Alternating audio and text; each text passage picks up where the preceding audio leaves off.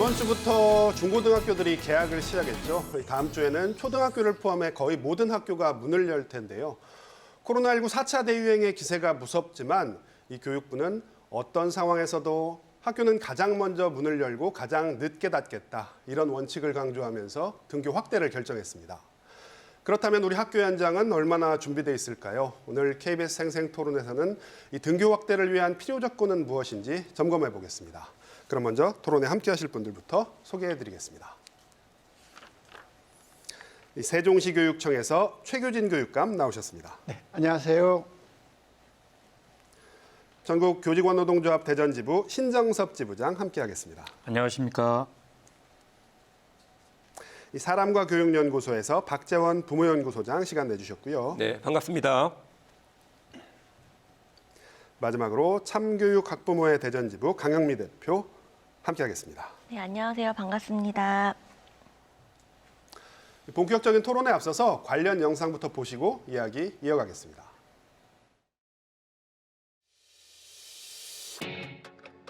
중고등학교는 이번 주, 초등학교는 다음 주부터 본격적인 등교 수업이 이뤄지는데 학교 측은 역시 방역이 고민입니다. 학생들의 학교 복귀가 늦어질수록 교육의 결손은 심화되고 우리 아이들 개개인의 삶에 부정적 영향을 미치며 학교를 가지 못하면서 발생하는 사회적 비용도 매우 커지게 됩니다. 집중 방역 기간을 거쳐 다음 달 6일부터는 거리두기 3단계 지역에선 전면 등교가 가능해집니다.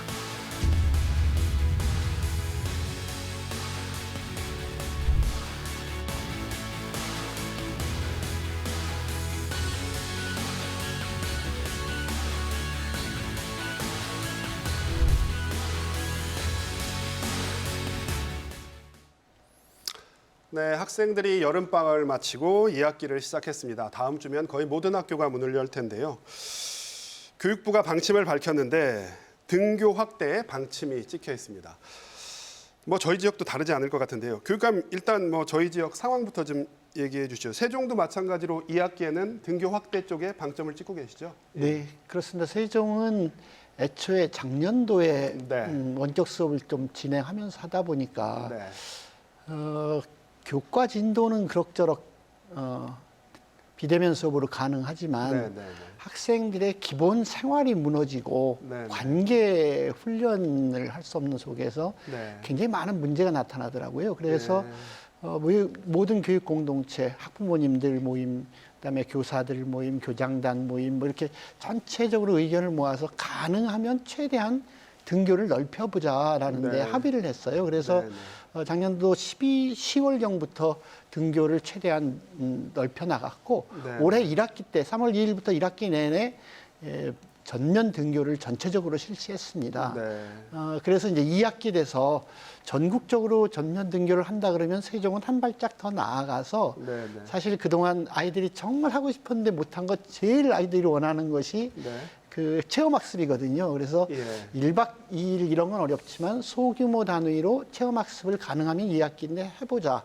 네. 두 번째, 그 학생들이 이렇게 모둠 활동으로 할 수 있는 실험 실습 같은 것들을 거의 못했거든요. 네, 네. 근데 이것을 그럼 그동안 4시 했던 실험이라면 2명씩 해서 최대한 방역수칙을 지키면서라도 해보자. 그걸 위해서 그 실험 실습 도구나 이런 걸 2배로 더 구입해서 이제 할 수 있을 거라고 생각을 네. 했는데 지금 아시듯이 전국 상황이 너무 엄중해서 네, 네. 매우 걱정인 상황입니다. 네. 알겠습니다. 전면 등교를 넘어서 체험학습까지 확대를 하겠다. 예. 지부장님, 대전 상황은 조금 전에 교육감님 말씀하셨던 것처럼 참 엄중합니다. 4단계 조금 전 오늘 오전에 4단계가 또 2주 더 연장이 됐거든요. 예, 맞습니다. 대전 상황은 어떻습니까? 이제 세종 충남은 거리두기 3단계라서 네네. 이제 전면 등교가 사실상 다 가능한 네, 네. 그런 상황인데 아시다시피 대전은 4단계이기 때문에 교육부의 네네. 방침을 충실히 따르는 네. 형태가 지금 되고 있고요. 네네. 다만 이제 초등학교 1, 2학년, 네네. 고3, 특수학교 그리고 600명 이하 소규모 학교 같은 경우는 네. 학교 재량으로 전면 등교가 가능한 상황이고 네, 네. 이제 나머지 이제 초등학교 3학년부터 고등학교 2학년까지의 경우에는 네. 부분 등교를 할 수밖에 없는 네. 그런 상황에 놓여 있습니다. 네. 지금 뭐 세종이랑 대전 충남 상황 간략하게 정리를 해주셨는데요. 소장님, 근데 사실 코로나19 상황이 굉장히 엄중합니다. 뭐 대전도 그렇고 서울 수도권은 4단계잖아요. 네, 그렇죠. 4단계에서 등교를 늘린다. 뭐 찬반이 분분함, 전문가들 사이에서도 찬반이 분분합니다. 뭐 학생들도 마찬가지고요. 교육부의 이런 방침 그리고 지금 뭐 교육감님의 뭐 교육 철학 들으셨는데, 예, 소장님 어떻게 생각하세요?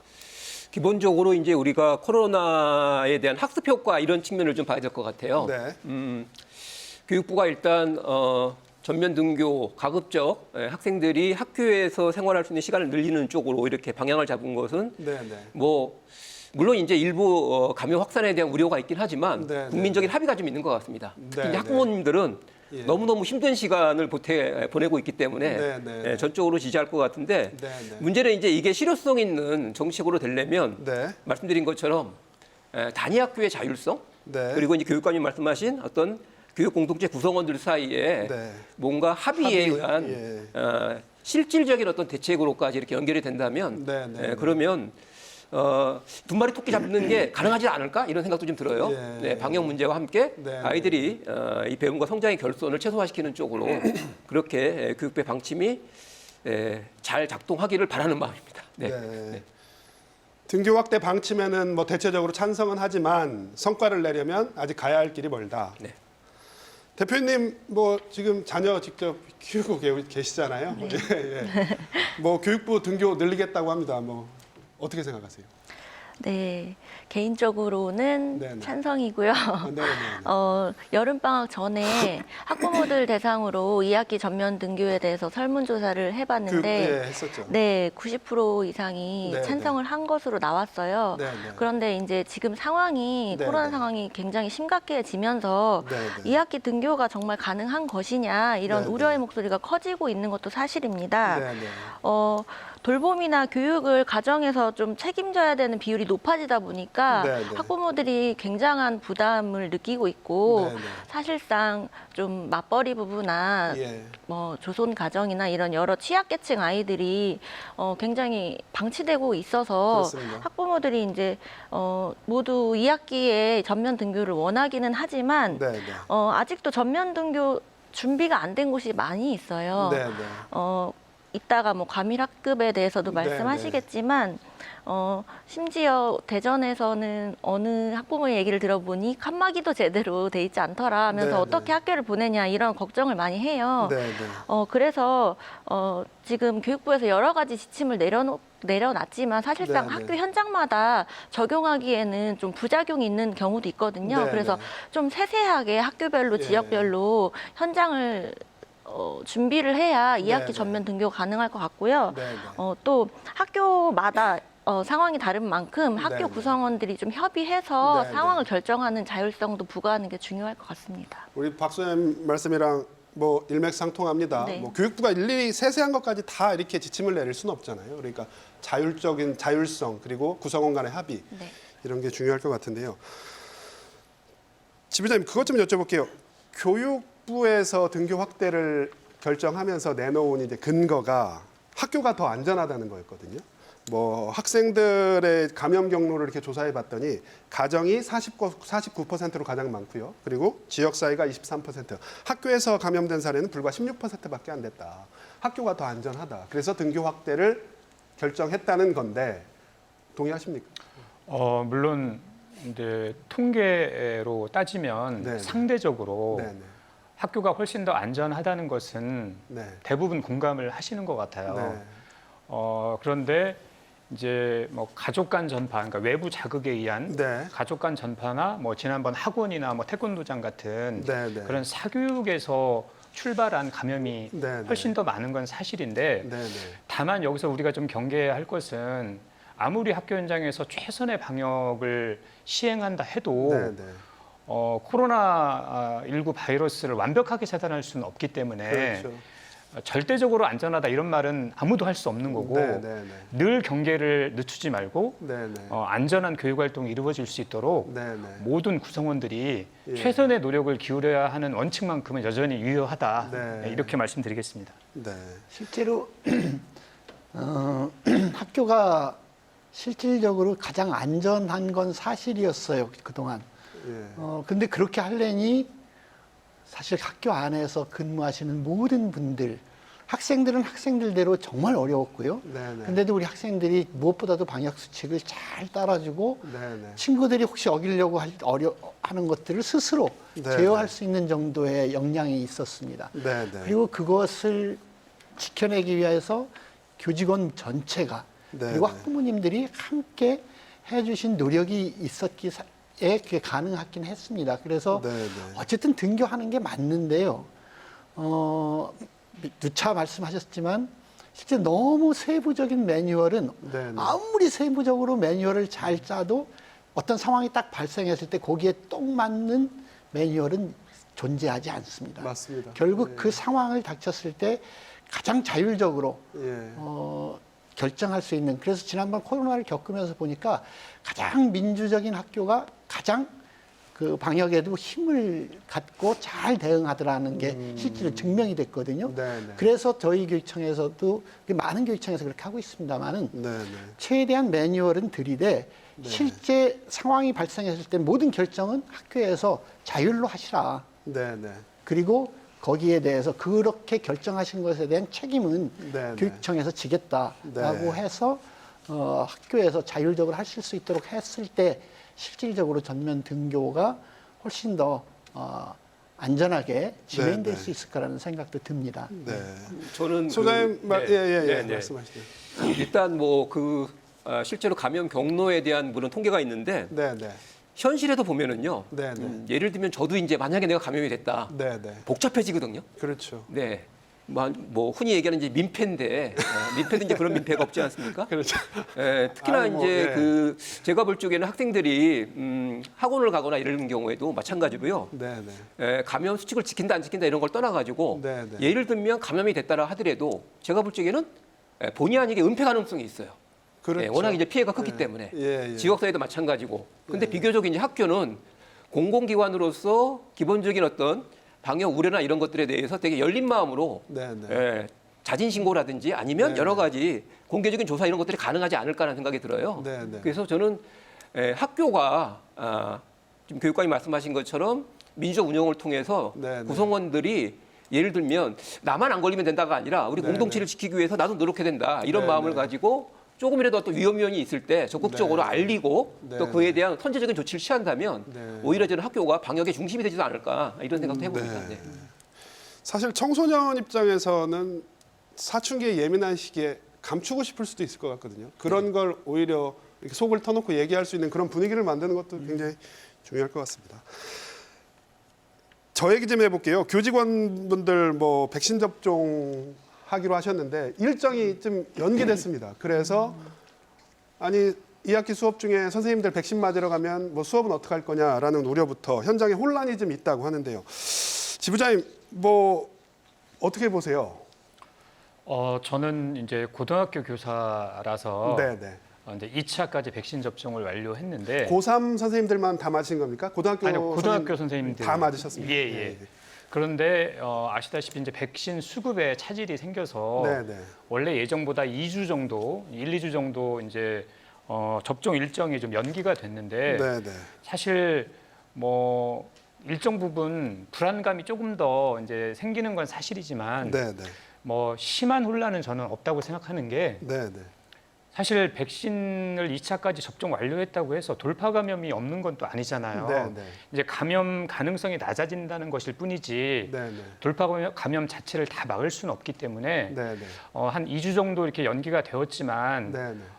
너무 불안해하지 않고 네네. 사실 백신 접종을 완료했어도 마스크를 쓰고 방역을 그렇죠. 충실하게 이행을 해야 되잖아요. 네네. 그래서 뭐 교직원 모두는 마찬가지고 이제 학생이나 뭐 학부모님들도 뭐 과도하게 불안해할 필요는 없고 네네. 이제 그 백신 접종에 지나치게 이렇게 의존하기보다는 네.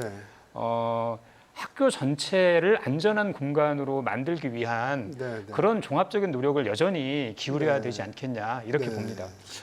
세종도 교육감 선생님들 접종이 좀 차질이 있는 건 마찬가지죠. 전국이 예, 똑같은데요. 전국이 근데 같죠. 그 지부장님이 그렇게 말씀해 주셔서 정말 고마운데 네, 네. 실제로 고3 학생 전체와 예, 예. 고등학교 선생님들의 접종은 2차 백신 접종까지 다 이루어졌어요. 그런데 네, 네.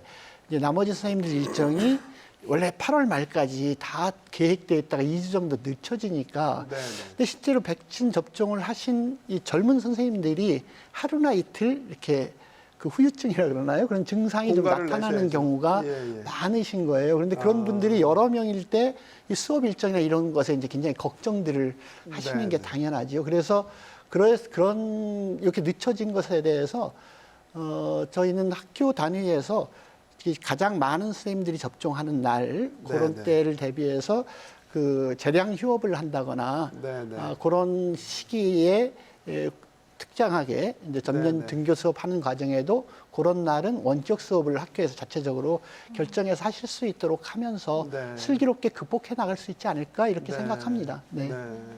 구성원들이 지혜를 모으면 충분히 극복할 수 있다. 네. 강 대표님 어떻게 보셨어요? 사실 뭐 정부가 학교 방역 대책을 여러 가지를 내놨지만 백신 접종은 사실 기본 중에 기본인데 이것조차 뭐 차질을 빚는 걸 보면서 교육 당국 못 믿겠다 이런 학부모들도 사실 좀 계시거든요. 예. 뭐 이렇게 일련의 과정 보시면서 어떤 생각 드셨어요? 작년부터 네네. 지금 코로나가 갑자기 터진 게 아니라 작년부터 지금까지 그렇죠. 거의 2년 가까이 다 되고 있는데 네. 아직도 전면 등교 입시 이런 수업 일수 이런 네, 것만 네. 따지는 걸 보면서 네, 네. 굉장히 답답하고 네, 네. 아직도 장기적인 대책은 왜 마련이 되지 않는가. 네, 네. 앞으로 코로나가 종식될지 아닐지도 모르는데 네, 네. 아이들이 이 장기간에 걸친 네, 네. 감염병 사태를 아이들을 위해 대비하지 않는 그런 네. 모습, 허둥지둥하는 모습을 지금까지 봤기 때문에 네, 네. 사실상 좀 신뢰나 믿음이 좀 깨진 부분도 있어요. 네, 네. 특히나 교육감님 말씀하신 것처럼 저도 백신을 맞아봤더니 네, 네. 후유증이 너무 심하더라고요. 아, 며칠 그러셨어요? 동안 굉장히 아팠거든요. 예. 그렇다면 학교에 있는 선생님들이 그런 후유증을 알 때 어떻게 네, 네. 아이들이 케어가 가능할까? 네, 전면 네. 등교 그럼 못하는 거 아니야? 네, 이런 네. 이야기들이 학부모 사이에서 또 나오고 있어요. 그렇겠죠. 그래서 좀 선제적으로 빨리빨리 대응을 해줬으면 좋겠는데 네, 2학기 네. 때도 이렇게 우왕좌왕한다고 하면 네, 네. 학부모들이 교육부를 과연 믿을 수 있을까? 네. 네, 그런 걱정이 계속 있고요. 네, 네. 그리고 전면 등교를 실시한다고는 하지만 네. 아까 말씀드렸듯이 정말 준비가 안 된 곳이 굉장히 많기 때문에 아직도? 예. 네, 현장의 목소리를 좀 많이 듣고 지침을 내려줬으면 좋겠어요. 네. 현장의 목소리가 좀 전달이 됐으면 좋겠다. 예. 소엠 어떻게 들으셨어요? 지금 강 대표님 말씀. 저는 사실 이 백신 수급 차질이 있다 이런 보도가 계속 나왔고요. 네, 네. 특히나 이제 2학기 개학과 맞물리면서 선생님들에 대한 접종이 이제 지연되고 있다라는 얘기를 들으면서 네, 네. 한편 이런 생각이 들었어요.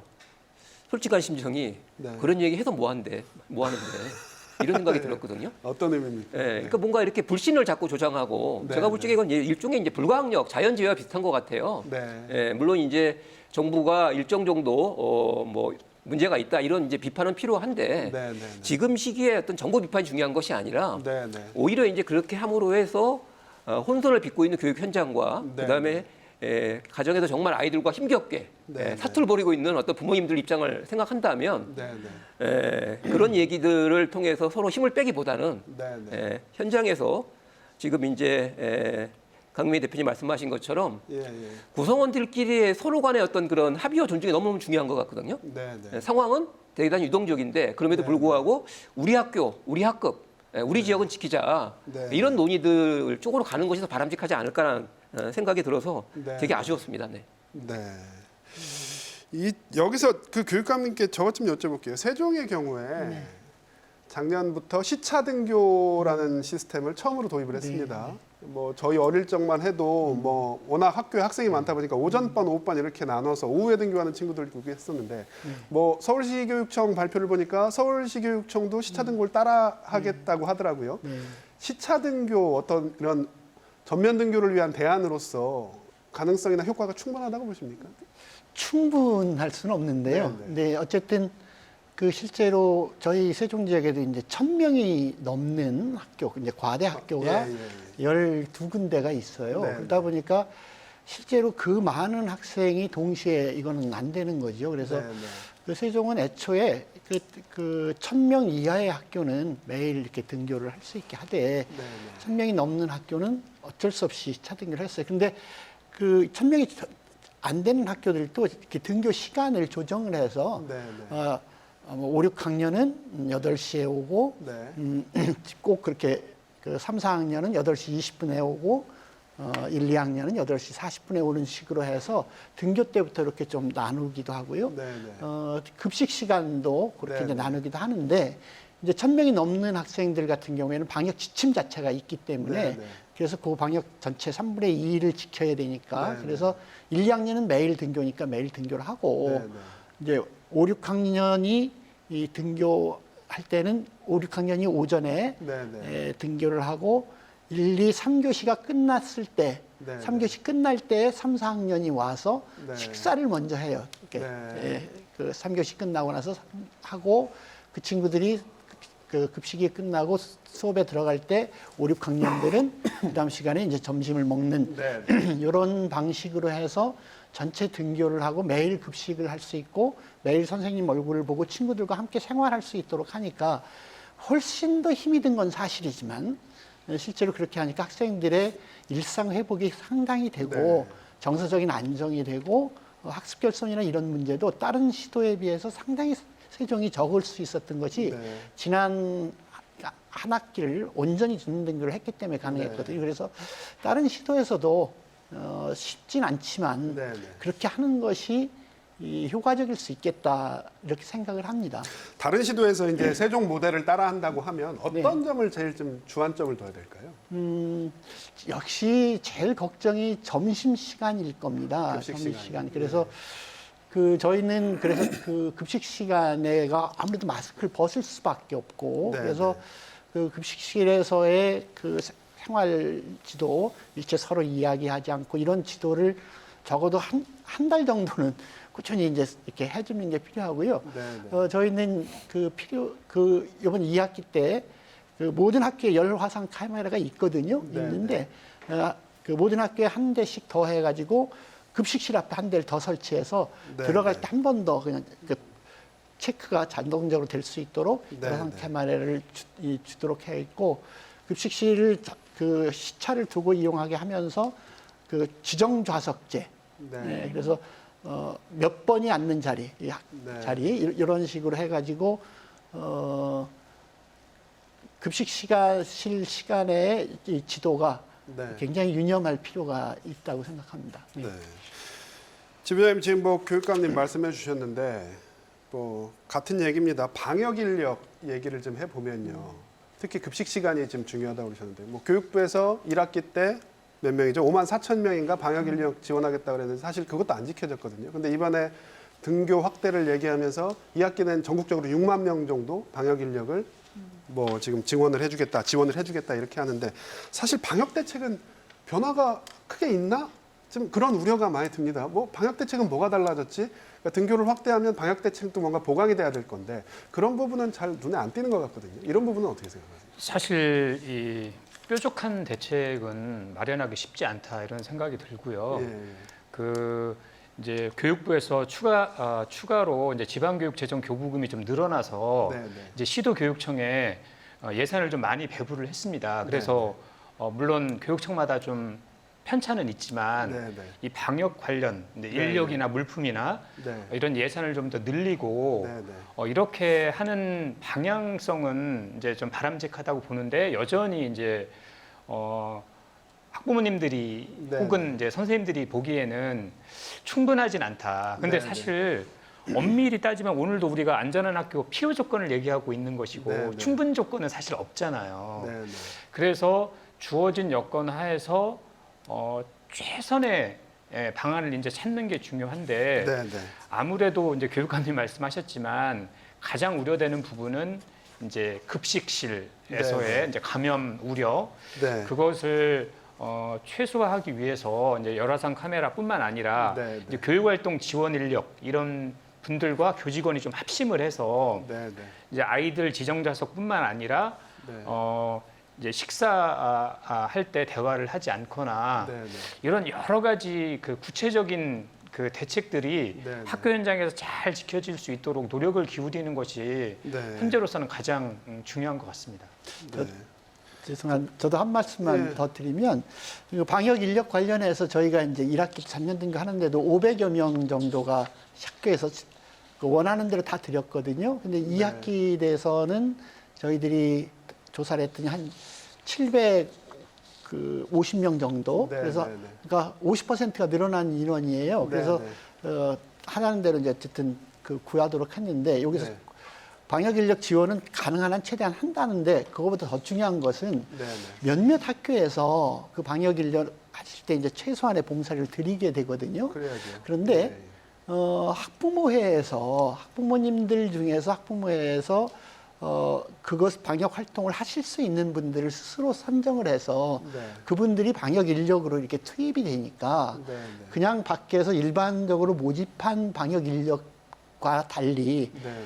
내 아이가 다니는 학부모님들 가운데서 이제 사정이 허락되시는 분들이 네, 네. 방역 인력으로 일을 하시니까 정말 부모님의 마음으로 아이들을 돌봐주시고 더 세심하게 더 필요한 것들을 막 스스로 찾아서 학교와 상의하고 하시니까 굉장히 다른 학교에 비해서 그냥 모집하는 네, 것에 네. 비해서 그 학교가 훨씬 그 방역을 하는데 아이들 생활 지도에도 크게 도움이 되더라고요. 그래서 네.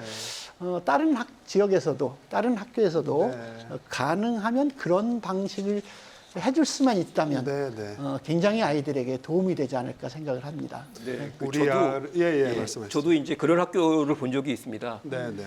이 교육부의 방침도 그렇고 시도교육청의 어떤 그런 뭐 순차 등교라든지 여러 가지 방침은 일단 학교 사정인 거거든요. 네, 네. 그러니까 예를 들면 어떤 부모님이 오전에는 집에 있지만 오후에 일을 나갈 수도 있습니다. 네, 네. 근데 이제 자기 아이가 오전 등교가 되면은요, 그러면 사실은 이제 자기는 그 방침을 따라가기가 너무 어려운 거죠. 네, 네. 이런 어떤 개별 가정마다의 사정들이 있는데 그런 개별 가정마다의 사정을 담임 선생님을 통해서 최대한 이제 수렴을 하고요. 네. 그리고 그런 부모님들 입장에서 봤을 때 학교의 교육부의 지침이나 교육청의 지침을 어떻게 좀 창의적으로 해석할 것인가 네, 네. 이렇게 노력하는 학교를 본 적이 있어요. 네. 그랬더니 그런 학교에서는 교육감이 말씀하신 것처럼 방역 문제도 학교가 학부모들을 배려하고 노력하는 모습을 보고 네. 그렇다면 학교의 어려움도 우리가 같이 해결해야 되겠다. 네. 이렇게 해서 자발적으로 네. 방역 자원봉사 이런 쪽의 어떤 흐름들이 있는 걸 제가 보면서 네. 지금 이제 우리가 초기에 어떤 그런 당황하는 시기를 거치고 나서 네, 네. 지금의 어떤 성숙한 대응은 네, 네. 결국은 이제 서로 합의할 수 있는 공동체 구성원들 사이의 어떤 그런 네, 네. 그런 노력이 아닐까라는 생각을 좀 해보게 됐습니다. 네. 우리 아이는 우리 마을이 키운다. 네. 뭐 그런 말이 생각이 나는데 강 대표님 이거 뭐 학부모의 부담이 더 늘어나게 생겼습니다. 어떻게 들으셨어요? 학교에서 예, 예. 방역 전문가도 부족하고 또 네, 네. 보건교사가 방역을 모두 책임지고 있기 때문에 네, 네. 그 부분에 대한 부담 그리고 교사들의 업무 과중 이런 것들도 사실 학부모 입장에선 걱정이 돼요. 네, 네. 교사도 걱정이지만 네, 그 업무 네, 네. 과중으로 인해서 또 그 피해는 아이들이 고스란히 받을 수 있기 때문에 네, 너무 네. 업무가 과중하다 보면 상대적으로 아이들 교육이나 네, 상담 네. 이런 거에 신경을 덜 쓸 수 있잖아요. 그런 네. 걱정할 수 있잖아요. 그래서 방역 전문가나 돌봄 보조 인력, 보건 전문 인력, 뭐 네. 방문 간호사 이런 전문가들을 좀 학교 밖에서 충원을 해야 된다고 작년부터 네. 계속 얘기를 했어요. 네. 자발적으로 학부모들이 방역에 참여하고 봉사하는 것도 좋지만 네, 네. 저는 학교 밖에서 그 예산과 인력을 충원해서 그분들이 네. 부모의 마음으로 아이들을 돌봐줬으면 좋겠고요. 네, 여건이 되면 학부모들도 참여하면 좋겠지만 네. 가끔은 이렇게 자발적이 아닌 동원되는 느낌 그리고 학교에 도우미 역할을 한다는 느낌이 네, 들 때가 네. 있어서 그런 부분을 좀 조심한다면 같이 네, 네. 협의한다면 마을과 학부모 그리고 외부 인력이 다 함께 네, 네. 아이들을 방역과 돌봄에 참여하면 더 좋을 것 같고요. 네, 네. 그리고 그 말씀하신 대로 그 교육부 지침이 학교마다 상황이 다르고 네, 가정마다 네. 상황이 다르기 때문에 그렇죠. 그걸 따르기 어려운 경우가 굉장히 많아요, 사실. 네, 네, 네. 그럴 때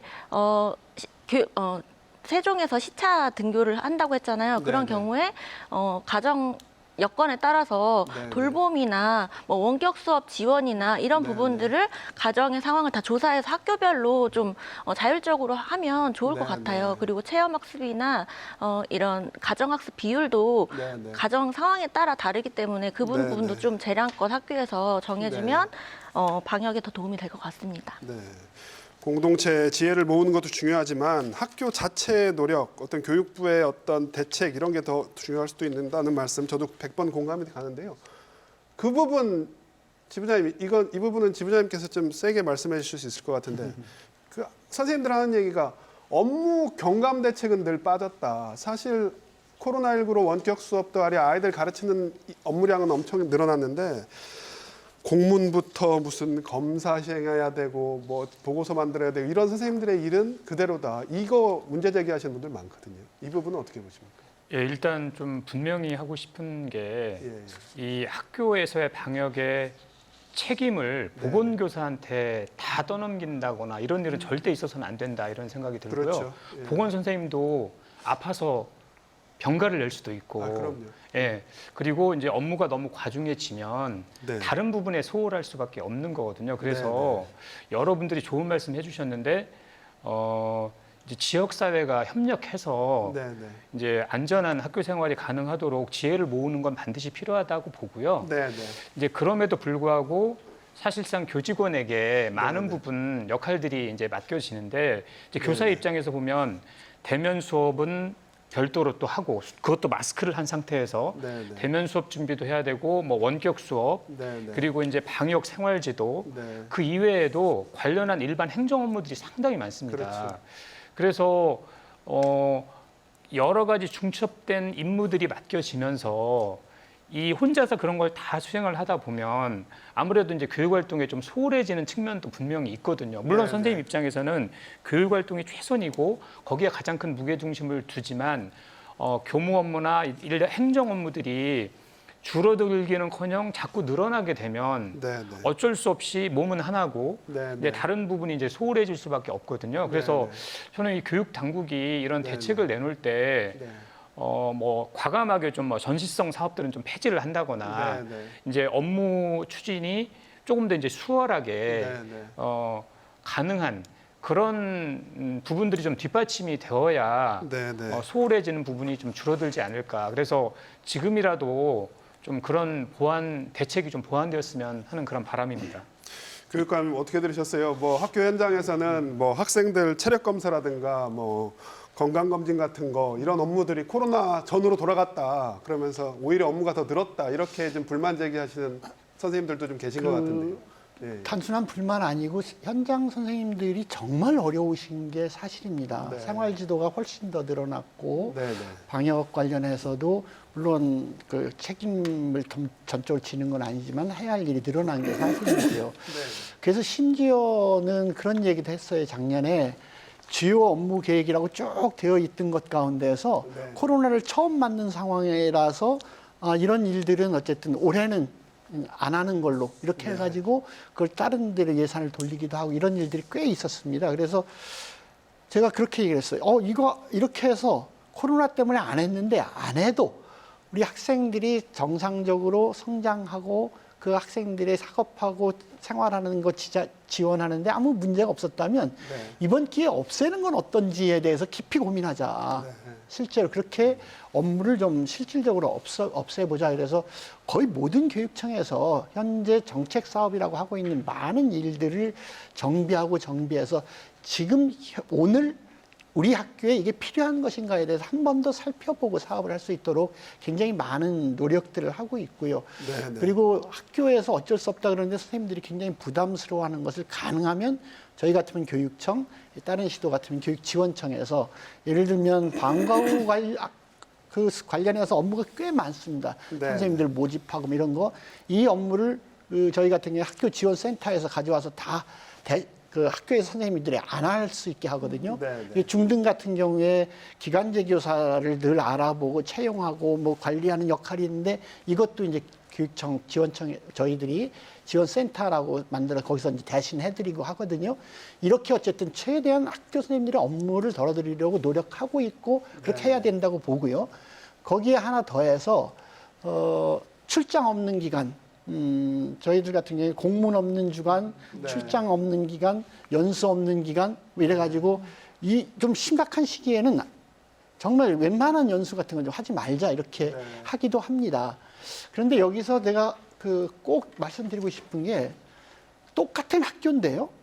학교에 따라서 내부 결제하는 그 공문, 생산하는 공문의 양이 한 연간 1000건 이상의 차이가 나는 학교가 많습니다. 거의 교장 선생님 성향입니까? 그건? 그거는 학교의 충분히 자율적으로 토론하고 해서 이것이 우리가 반드시 내부 결제로 해서 남겨야 되는 것인지에 대해서 네. 토론하고 충분히 없앨 수 있을 것이라고 봅니다. 그래서 그런 것은 교육청에서 간섭할 수 있는 건 아니고 네. 그래서 학교에서 충분히 교육 공동체가 협의해서 줄일 수 있는 부분도 있다.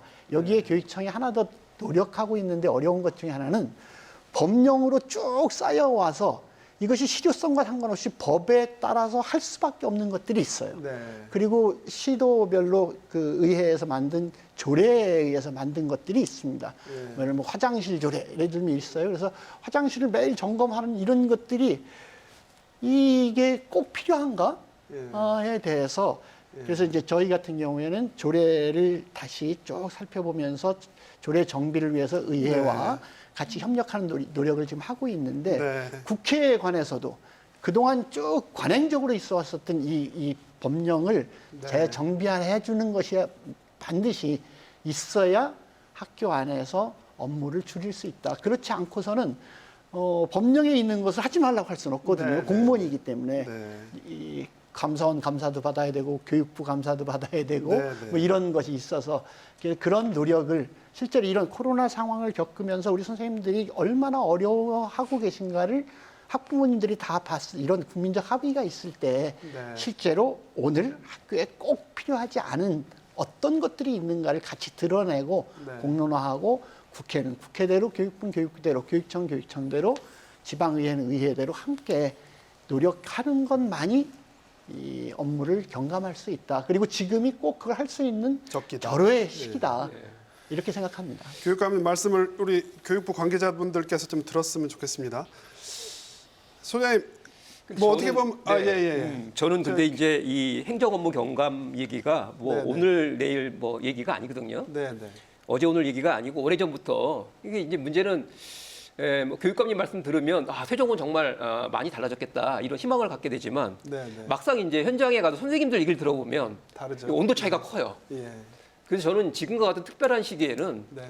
좀 특단의 조치가 필요하지 않을까? 그래서 저는 일종의 교사 거부권 같은 걸 한번 세종시 교육청이라도 좀 한번 검토해보면 어떨까 이런 생각이 듭니다. 교사 거부권이라는 무슨 건 얘기냐면 구체적으로? 이거 당장 지금 불급한 행정 업무다라고 가장 정확히 판단할 수 있는 사람은 그 누구도 아니거든요. 네, 네. 현장 교사들이거든요. 네, 네. 근데 다른 분들을 만나보면 다 중요한 일들이에요. 네, 네. 교육청에 가시면 많은 분들이 일을 하십니다. 자기 일이거든요. 예. 또 교육에 관련된 일이죠. 네. 또 말씀하신 법령에 관련된 일이에요. 다 교육과 네. 무관한 일이 아니거든요. 네. 그게 이제 우리가 오랫동안 우리나라 교육 체제를 유지해 오면서 네. 어떻게 보면 그 근간이 됐던 중요한 일일 수도 있지만 네, 네. 특별한 시기에는 특별한 대책이 필요한 것처럼 네, 네. 이게 당장 필요하지 않다면 네, 네.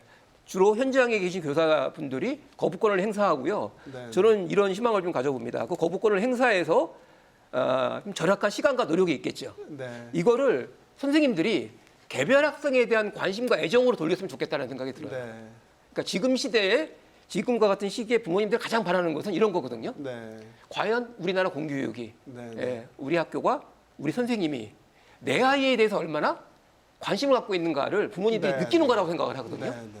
뭐 뉴스에서 뭐 무슨 뭐 책임 교육이다 많은 얘기를 해봐야 제가 볼 적에 부모님들은 체감되지 않아요. 네. 근데 정말 내 아이가 다니는 학교가 그리고 우리 아이를 가르치는 선생님이 내 아이에게 관심을 갖고 뭔가 노력하고 있다는 걸 느끼는 순간 저는 많은 상황이 달라질 거라고 보거든요. 그렇죠. 근데 그럴 수 있으려면 저는 실제 말씀하신 것처럼 당장 학부모를 상대해야 되고 아이를 가르치는 선생님들에게 네. 한시적으로 거부권 같은 걸 줘서 네. 우리가 흔히 얘기하는 교육 본질에 충실한 활동에 전념할 수 있도록 하는 것도 네, 네. 한번 교육감님 제가 뵌 김에 한번 의견을 드리고 싶습니다. 굉장히 한 급진적인 말씀만 방식이네. 드리면 네. 저희가 오늘 논의할 게 좀 거부권은 있습니다. 어렵습니다.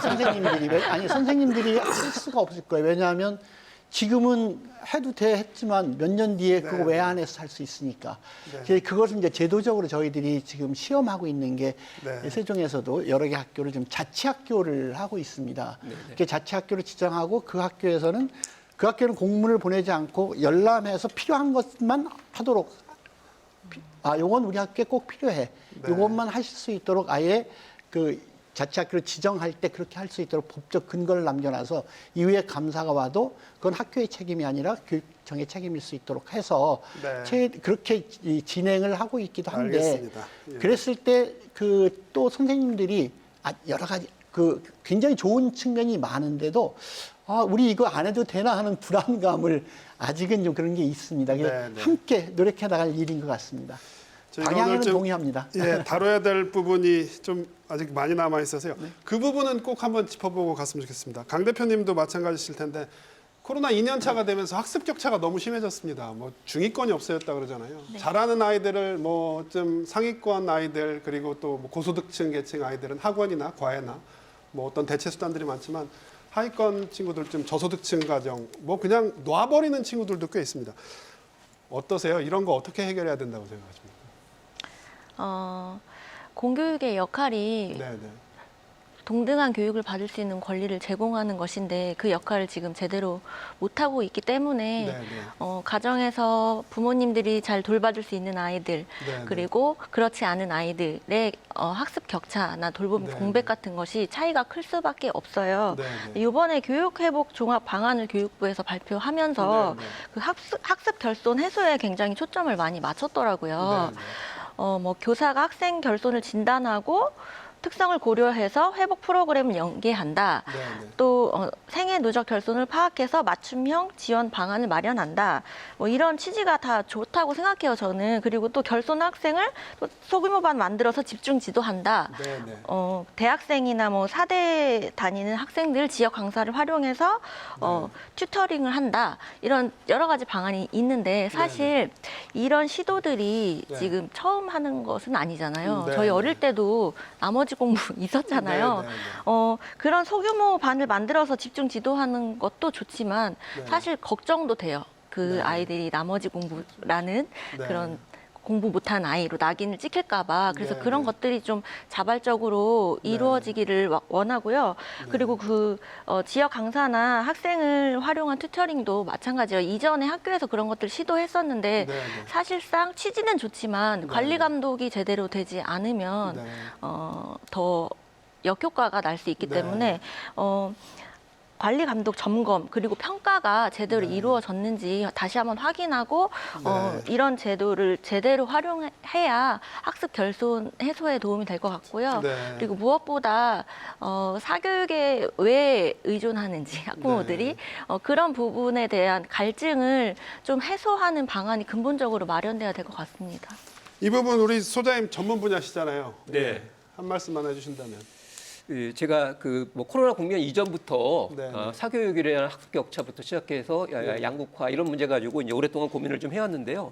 저는 이 문제 해결에 있어 대원칙이 있는 것 같아요. 네, 네. 그게 뭐냐면 일종 연결 학습이라고 저는 이제 이름을 붙였는데 학교 수업 진도와 가정 학습이 연계가 됐을 때 비로소 해법이 나옵니다. 네. 가장 중요한 것은 선생님이 원격 수업이든 아니면 교실 수업이든 진도를 나가고 난 다음에 네. 그 다음에 피드백을 정확히 하는 거거든요. 네, 네. 교육학의 가장 기본이 뭐냐면 가르치고 뭘까요? 평가해서 부족한 부분을 채워주는 거거든요. 예. 근데 안타깝게도 우리나라 교육이 어느 순간부터 피드백을 성적 매기고 줄 세우는 걸로 네.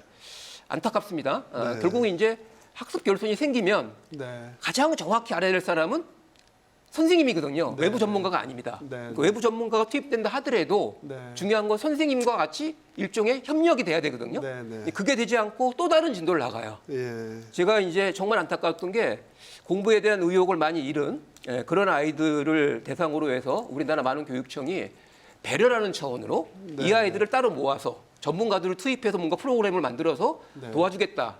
교육주로 좋은 의도라고 생각을 하고요. 네. 교육부의 방침도 마찬가지로 그런 쪽에 초점이 맞춰져 있는 것 같아요. 근데 그걸 제가 학생 입장에 생각해보면 이런 거거든요. 학교 수업 따라하기도 힘든데 네. 수업을 또 해? 예, 저는 이제 이게 공부의 어떤 그런 과잉 낭비라고 생각을 하거든요. 네. 예, 학습 격차 문제가 해결되려면 그리고 네, 네. 사교육까지 개입되는 이런 어려운 상황에서 근본적인 해법이 나오려면 네. 저는 일본의 아키타현 사례 이런 것들을 정말 참고해 볼 필요가 있다고 생각을 합니다. 네. 네. 예, 잠깐 말씀드리면 2007년, 8년 전국 학력평가에서 우리나라로 치면 외진 곳에 아키타현이 소위 수도권 지역을 누른 거예요. 예. 거기에 대한 여러 가지 분석들이 있었고요. 저도 이제 관심을 갖고 지켜봤는데 중요한 게 나오더라고요. 뭐냐? 좀 전에 말씀드린 것처럼 학교에서 선생님이 수업을 하고 나서 네, 네. 그걸로 내 할 일 다 했다가 아니라 네. 이 아이가 집에 가서 네. 가정학습을 뭘 해야 될지 네. 그리고 과연 그걸 제대로 했는지를 뭘까요? 네. 점검하는 학교 수업과 가정학습이 연계되는 저는 그런 시스템 속에서 네. 아키타현 성공 사례에 가장 중요한 요인이 있지 않을까라는 생각이 네. 들거든요. 알겠습니다. 네. 저희가 시간이 많이 없어서요. 뭐 그러려면 선생님들 업무 경감부터 그거부터 시작을 해야 될 것 같다는 생각을 들고요. 어느덧 뭐 벌써 마무리 발언 들을 시간이 다 됐는데요. 뭐 코로나 벌써 2년 차입니다. 뭐 저희가 미래교육 2년 동안 쭉 얘기를 해왔는데요. 토론 마치면서 한마디씩 좀 저희가 부탁을 드릴게요. 저희 시간이 별로 없어서 한 1분 정도, 1분 미만으로 좀 부탁을 드립니다. 이 부분 우리 지부장님부터 좀 말씀 부탁드려도 될까요? 네, 저는 지금 시점에서 가장 중요한 건 코로나 이전의 패러다임 이 시스템을 네, 네. 지금 그대로 적용해서는 안 된다. 네. 그게 뭐 학업 관련이든 다른 측면도 다 마찬가지라는 생각이 들고요. 네, 네. 사실 미래 교육을 대비하기 위해서라도 네. 이제 패러다임 자체가 달라졌기 때문에 네. 코로나랑 동거하면서 살 수밖에 없는 그런 현실이 네. 됐습니다. 네. 그래서 그걸 인정을 하고 네. 현 상황에서 어떻게 하면 미래지향적인 그리고 안전한 교육 환경을 만들면서 우리 아이들이 좀 편안하게 네. 안전하게 학교 생활을 할 수 있는지를 모두가 고민해야 하는 그런 시점에 와 있다고 생각합니다. 알겠습니다. 교육감님. 예. 매우 추상적으로 미래교육 했는데 네. 코로나19를 겪으면서 갑자기 미래교육 우리 앞에 탁 온 것 같은 그런 맞습니다. 느낌이지요. 그래서 학부모님들 이래도 되나? 미래교육이 뭐요? 어떻게 되는 거예요? 불확실하고 불안하고 그러시기도 하지요. 그리고 지금 현재 우리가 극복해야 되는 코로나 이 상황 자체가 우리 아이들의 막 격차가 생기는 것 아니야? 뭐 여러 가지 불안한 요소가 있습니다. 실제로 학생들이 그 자살을 고민해봤다는 숫자가 확 늘어나기도 하고 네, 네, 온갖 것들이 불안한데 그런 때일수록 저는 원칙이 있을 거라고 생각해요. 부모님들이 자녀를 대하거나 교육을 대할 때 교육의 가장 중요한 요소는 믿음과 기다림이라 그러거든요. 네. 우리 아이들을 믿어주시고 우리 아이들의 성장을 조금 지켜보시면서 기다려주시는 네. 이건 학교에 대해서도 교육청에 대해서도 학교를 좀 믿어주시고 좀 기다려주시면 네. 여러 가지 부족함이 있지만 최선을 다하고 있습니다. 알겠습니다. 미래 교육은 미래에서 우리에게 오는 것이 아니라 오늘 우리가 만들어서 미래로 네. 보내는 것이 아닌가 이렇게 생각합니다. 알겠습니다. 네, 지금 짧게 부탁드립니다. 예, 소장님하고 대표님. 네. 네, 학교와 가정이 지금 이제 연계돼 있습니다. 네. 저는 아이를 낳은 부모님과 아이를 가르치는 교사가 한 편이 돼야지만 네. 이 어려운 시기를 충분히 이겨낼 수 있다고 보거든요. 네, 네. 그럼 과연 누가 먼저 손을 내밀어야 될까요? 네. 제가 현장을 보면서 내 아이를 가르치는 교사를 신뢰하는 경우에 학부모님들이 보이는 태도와 네, 네. 신뢰가 없을 경우에 네. 자기가 알아서 뭔가 이 어려운 난국을 헤쳐나가야 되지 않겠습니까? 네. 너무너무나 다른 상황을 보게 됩니다. 네. 이번 기회에 저는 많은 선생님들이 학부모님들에게 손을 내밀고 네. 같은 편이 돼서 함께 노력하자라는 그런 이야기를 다 같이 할 수 있었으면 좋겠습니다. 위기를 기회로 만들자. 네, 강 대표님. 네. 앞으로 교육 현장에서 등교를 며칠 할 것이냐, 원격으로 할 것이냐, 이런 인정 방식에 대한 논의를 넘어서서 네, 어떻게 네. 학생들을 성장할 수 네. 있도록 도울까, 이런 논의가 중심이 돼야 될 것 같고요. 네, 네. 그러려면 앞으로의 구체제를 다 허물고 네, 지금까지 드러난 모든 교육 문제를 좀 드러낸 뒤에 엄정히 네. 평가해서 다 함께 소통하면서 미래 교육을 준비했으면 좋겠습니다. 알겠습니다. 네, 학교는 국민 생활의 바로미터라고 볼 수 있습니다. 학교가 정상적으로 문을 열지 못한다는 건 어쩌면 국가 시스템이 정상적으로 돌아가지 못하고 있다는 뜻일지도 모릅니다. 어떤 상황에서도 학교가 빛나는 안전지대로 남아있을 수 있도록 우리 모두가 지혜를 모아야겠습니다. KBS 생생토론 여기서 마칩니다. 시청해주신 여러분 고맙습니다.